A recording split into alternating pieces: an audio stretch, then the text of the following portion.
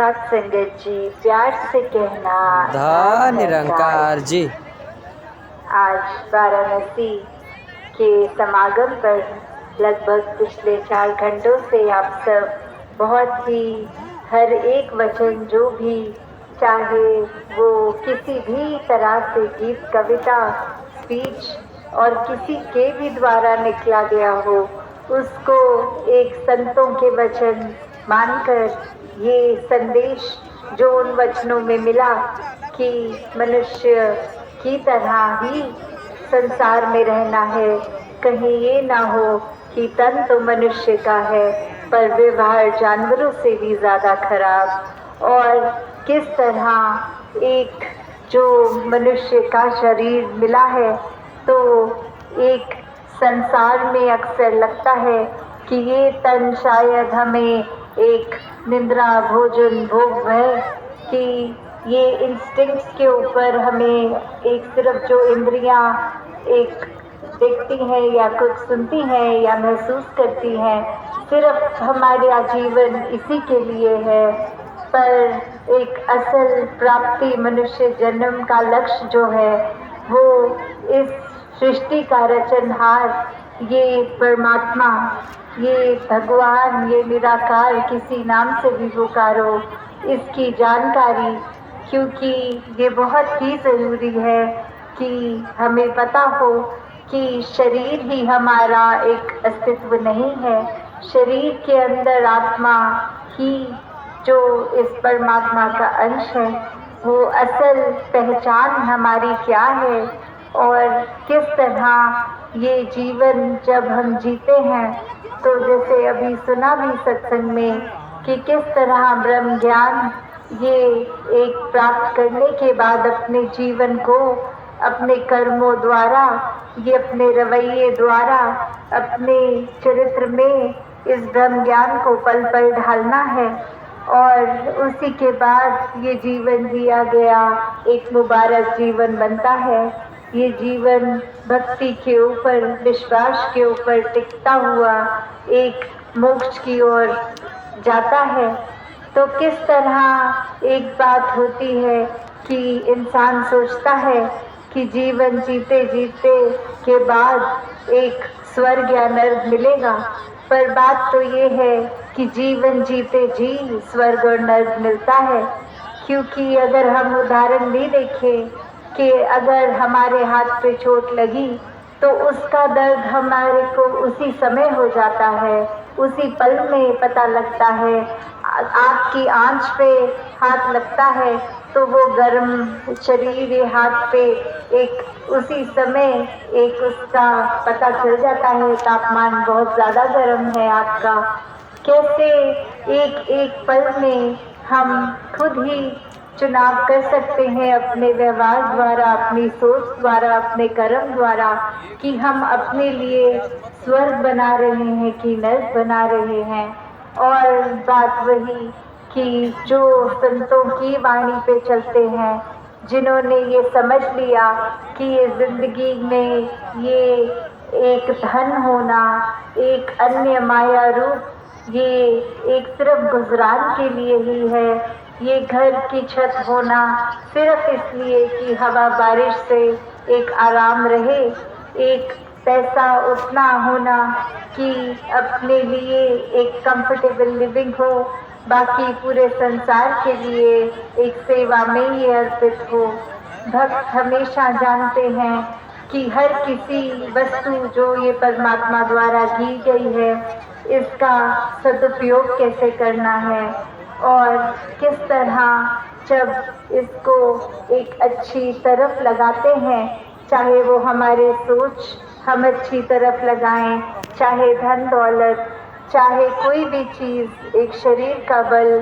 तो ही एक उसका अच्छा एक इस्तेमाल होता है, वरना तो ये जीवन व्यर्थ ही चला गया। और फिर एक संसार के इतने प्रलोभन और उनकी ओर ही हम चलते रहे, अपने असली मकसद इस प्रभु परमात्मा को जाना नहीं, तो फिर निश्चित ही है कि ये जब आंखें बंद हो जाएंगी, मौत आएगी, तो फिर इसका जब पहचान नहीं होगी तो इस आत्मा ने बंधनों में जाना है, भटकना है।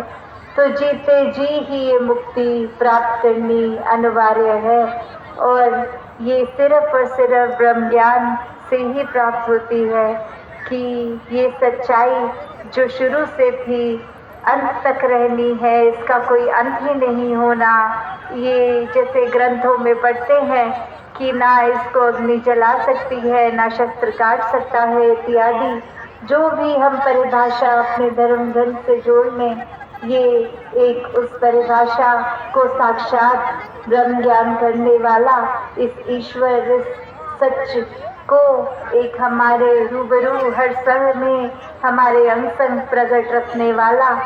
तो ये निराकार जब हर समय हमारे एहसास में है तो ही एक असली भक्ति हो रही है। और इस निरंकार को ब्रह्म ज्ञान के बाद याद कैसे रखना है, वो एक सबसे सुलभ तरीका सेवा सिमरन सत्संग का, जिससे हम अपने शरीर का, हमारी संसारिक जो भी उपलब्धियां है, कोई धन दौलत है या कोई एक अच्छी तरीके से हम किसी भी तरह जहाँ निवास करते हो या पहचान में कोई हो, किस तरह हर चीज़ का हम एक अपने निस्वार्थ होकर पूरे संसार की भलाई के लिए अर्पित कर दें उस सेवा में और सत्संग में आए, किस तरह एक अपने लिए जहाँ अच्छे वचनों को सुनकर दिल में बसा के कर्मों में लगा के उन पर जीते जाएं और मन एक सिमरन की लगन में हमेशा सिमरन करता कि ये परमात्मा का एहसास जब मन में है तो सिमरन अपने आप होता है। तो कैसे भक्तों को पता है कि ये जो गुजरान मात्र कुछ वस्तुएं संसार में अगर हम आते हैं, हमारे एक कर्तव्य बन जाते हैं परिवार का पालन पोषण करना, एक काम काज करना, समाज पे बोझ नहीं बनना, तो वो एक वस्तुएं किस तरह पता है कि लालच की ओर नहीं जाना, सिर्फ और सिर्फ अपनी परमात्मा द्वारा दी गए, चाहे वो उपलब्धियां हो, चाहे वो पदवी हो, जो भी तरह से तरक्की, वो तभी मुबारक होती है जब उससे किसी और का और अपना नुकसान न किया जाए। अक्सर हम ये भी सोच लेते हैं कि हम अगर किसी के बारे में कुछ गलत सोच रख रहे हैं तो वो सोच हमारे अंदर ही है, इससे हम किसी दूसरे का नुकसान नहीं कर रहे। पर अगर हम उस बात को और गहराई में देखें कि हम भले ही वो जो सोच में एक बुरे बात किसी के लिए अपनी जीभ से नहीं बुलाकर उसको कह रहे,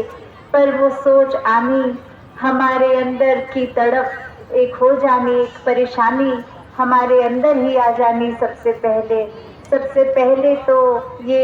नकारात्मक सोच हमारा ही नुकसान करेगी, दूसरे का तो बाद में करेगी। हम ही अगर ऐसी सोच को अपने अंदर बार बार आने देते हैं, उसको दिल में बसाकर, फिर हमारा व्यवहार भी बहुत ही जल्दी उस सोच के ऊपर आधारित कर्म करने लग जाता है। जिस तरह एक जलता कोयला अगर किसी और की तरफ उठा के फेंकेंगे तो पहले तो वो गर्म कोयला हमारे हाथ को जलाएगा, फिर वो अंगारा किसी दूसरे पर जा गिरेगा, उसके शरीर को भी पीड़ा होगी। तो इसमें तो भलाई ना अपनी है ना किसी और की। तो संतों ने यही बार बार चेतन किया है, युगों युगों से समझाते आए हैं कि जहाँ अपना भला हो वो भी करना है, अपना एक मुंह उस पे रोशनी आने देनी है ये ब्रह्म ज्ञान की, और वहीं ये रोशनी पूरे संसार के कोने कोने तक भी एक हमारे व्यवहार द्वारा, इस प्रचार के द्वारा पहुँचे। तो कैसे ये इंसान आया और एक बचपन से बड़े होने तक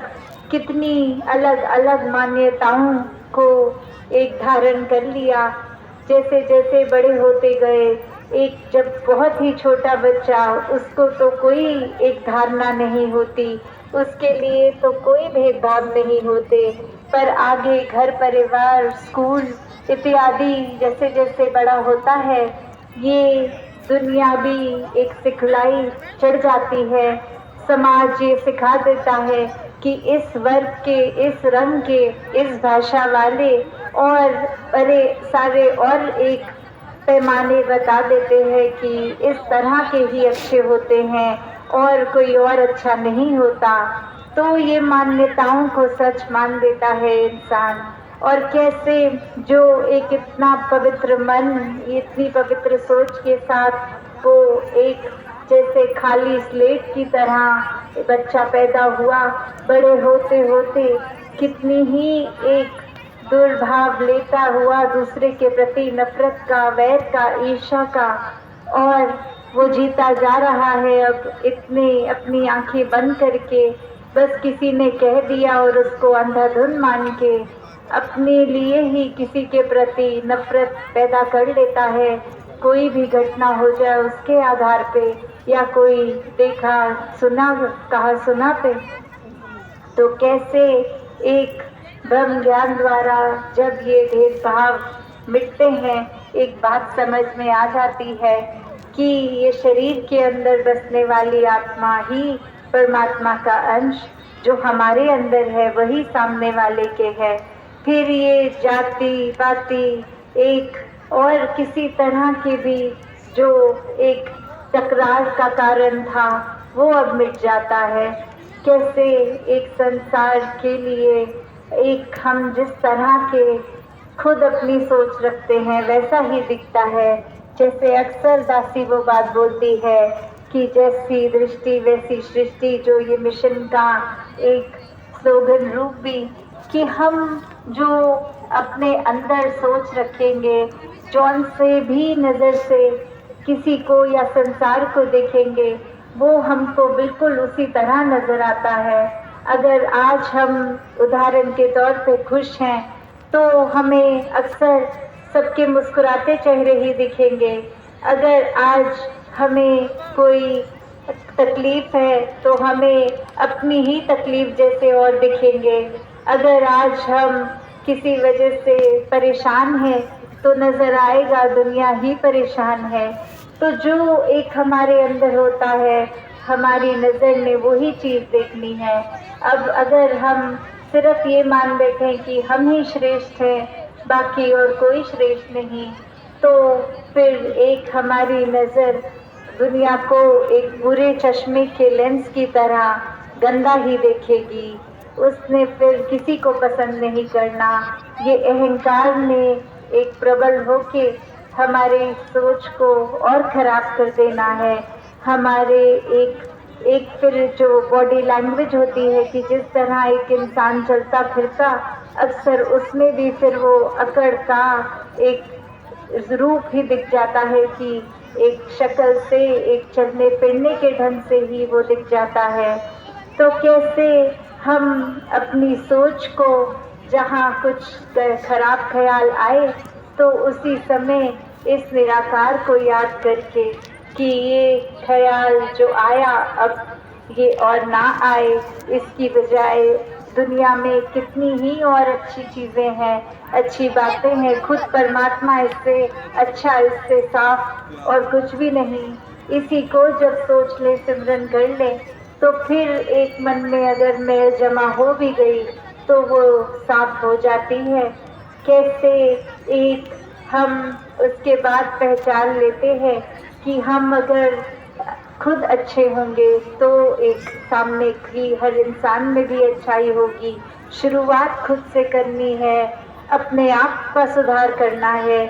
कोई अगर हम बेड़ा उठा लें कि मैं कितने सारे लोग हैं जो गलत काम कर रहे हैं, गलत आदतें हैं उनमें, एक बेड़ा उठा के कि उनका सुधार किया जाए, उससे तो कुछ होने वाला नहीं है।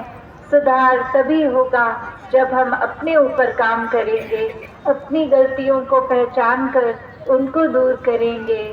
दासी के जहन में एक कहानी भी ध्यान आ रही है। कैसे एक एक गुरु जी थे, वो बैठे थे एक गांव में, और दो व्यक्ति उनके पास आते हैं और एक ही बात करते हैं, और वो दोनों एक अपने गुरु को यही कह रहे हैं कि हम जिस गांव में रहते थे, वहाँ एक व्यक्ति तो कहता है कि उस गांव के अंदर सब बहुत अच्छे, सभी इंसान एक दूसरे का आदर सत्कार प्यार करते हैं, एक बहुत ही सुंदर वो गांव है मेरा। पर अब मैं आपके गांव में आना चाहता हूँ, मैं देखना चाहता हूँ क्या जिस तरह की अच्छाई मेरे गांव में है, जितने प्यारे लोग हैं मेरे गांव में, जितना एक नज़ारा सुंदर है, क्या वो दूसरे गांव में भी है कि नहीं है। तो वो गुरु आगे फरमाते हैं कि हाँ, आप मेरे गांव में आके रह लीजिए, यहाँ भी आपको उतनी ही सुंदरता, एक खुशी मिलेगी, एक अच्छी अच्छी चीज़ें का एहसास होगा, देखने को मिलेगी, लोग भी बहुत अच्छे हैं मेरे गांव के। और जब दूसरा व्यक्ति भी वही बात कि क्या मैं अपने गांव से आपके गांव में रहने आ जाऊं, आपका गांव कैसा है, तो फिर वो गुरु ने फरमाया आपके गांव में आपको कैसा लगता था, और उत्तर ये मिला कि मेरे गांव में लोग अच्छे नहीं थे, एक हर कोई परेशान घूमता था, एक हर किसी के लिए गाली गलौज करता था, बिल्कुल भी वातावरण अच्छा नहीं था। तो वो आगे से फरमाते हैं कि अगर आप मेरे गांव में आओगे, यहाँ पे भी आपको वातावरण हूबहू वही मिलेगा, एक बिल्कुल जैसा आपका गांव है वैसा ही मेरा गांव है। तो जो ये बात सुनने वाले आसपास के, वो फिर एक प्रश्न उनके मन में आया कि दो व्यक्तियों ने जो ऐसा कहा, एक ने कहा तो उनका गांव अच्छा, एक ने कहा उनका गांव बुरा, तो दोनों को आपने बोल दिया कि जिस जगह मैं निवास करता हूँ वहाँ भी वही है, तो या तो वो गांव जहाँ गुरु रहते हैं वो अच्छा हो सकता है या बुरा, पर दोनों को उत्तर में उन्होंने कहा बिल्कुल वैसा ही है। तो वो समझाते हुए आगे फरमाते हैं कि बात वही, एक इंसान जो उसके अंदर जो होगा वही आगे वही चीज़ औरों में बांटेगा। अगर खुशी है तो बस वो हर एक की ओर मुस्कुरा देता है और आगे वाला भी एक जवाब में मुस्कुरा देता है, और अगर कोई इंसान अपने मन में एक बहुत ही एक उखड़ा सा व्यवहार लेता है, उसने आगे एक को गाली देनी है और सामने वाले ने और कठोर शब्द उसको बोल देने हैं, तो बात वही, अगर कोई अच्छाई ढूंढते यहाँ आएगा तो उसको अच्छाई मिलेगी, अगर कोई बुराई देखने आएगा तो उसको बुराई मिलेगी। कि कैसे एक बात वही कि जो हम नज़र बदलो नज़ारे बदल जाते हैं, कि अगर हम पहले किसी को एक इस दृष्टि से देख रहे थे कि ये इंसान हमारे मुकाबले का ही नहीं है, हम बहुत श्रेष्ठ हैं, और वहीं ये ब्रह्म ज्ञान की दात प्राप्त होके ये बात समझ में आना कि सभी परमात्मा के बनाए हैं, कोई श्रेष्ठ नहीं, कोई नीचा नहीं, सब एक जैसे, एक ही बाग में जैसे तरह तरह के रंग भी मिलते हैं, कि चमन में इखलाते रंगबूझ से बात बनती है, तुम ही तुम हो तो क्या तुम हो, हम ही हम हैं तो क्या हम हैं, कि जिस तरह एक बगीचे में अलग अलग तरह के रंग, अलग अलग तरह की खुशबू, इसी वजह से वो बगीचा सुंदर होता है। वरना तो अगर सब ही मेरे जैसे पूरे संसार में भर जाएंगे, तो जो अक्सर हम बात एक डाइवर्सिटी की करते हैं कि एक जगह एक जैसी चीज़ बिल्कुल हूबहू होने से ज़्यादा सुंदर एक अलग अलग तरह की चीज़ उसमें होती है तो वो और सुंदर नज़र आती है। उसी प्रकार फिर इस संसार का भी एक हमारे डिफरेंसेस के कारण ही एक सुंदर है। कोई हम अपने देश में भी देख लें तो चाहे कल्चर हर जगह का इतना अलग, संगीत हर एक जगह का इतना अलग, फिर भी कितनी एक डाइवर्सिटी होने के कारण इतनी सुंदरता है। तो उसी तरह अगर हम हर एक से प्यार करें, उससे पहले हर एक को जब हम एक्सेप्ट कर लेते हैं कि उनकी ये सारी भिन्नताएं हैं, फिर भी ये अच्छे हैं, चाहे बिल्कुल मेरी तरह नहीं है, पर इनके अपने अलग रंग हैं, अपने अलग तरीके हैं, सब मुबारक है। तो बात वही कि जब हर कोई एक अपना लगता है तो ही पूरे संसार से प्यार हो पाएगा। और ये अपनत्व सिर्फ और सिर्फ ये नजरिया जब हो कि निरंकार है हर एक में, तो ही आ पाता है। और जब ये ब्रह्म ज्ञान मिल जाता है तो जो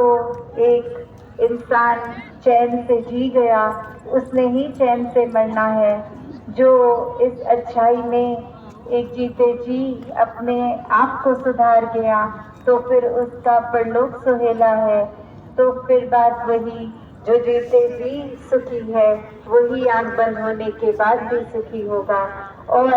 अगर चिंता बाद की है तो वो कर्म ब्रह्म ज्ञान लेना जीते जी अभी लेना होगा। तो दासी और समय ना लेकर इन्हीं शब्दों से आज्ञा लेती है। सत्संग जी, धन्यवाद। माता जी के वीडियो देखने के लिए सब्सक्राइब करना ना भूले। महापुरुषों धन्यवाद जी।